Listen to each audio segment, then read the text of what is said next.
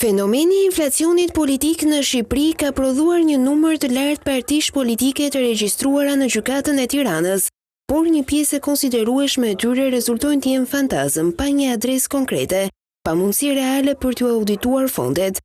Madje ka dhe nga ato subjekte politike që pavarësisht se kanë një adresë saktë, në bilancin financiar deklarojnë zero shpenzime dhe zero të ardhura, pra praktikisht nuk bëjnë asnjë aktivitet politik.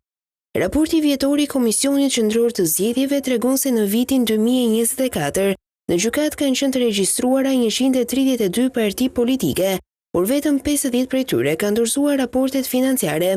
81 parti kanë deklaruar adresa të pasakta, prandaj ka qenë e pamundur të auditohen. 9 parti deklarojnë zero të ardhura dhe shpenzime dhe 9 janë me status pasiv. Ndërkohë 2 parti nuk kanë pasur mundësi të paguajnë shërbimin e audituesve ligjor.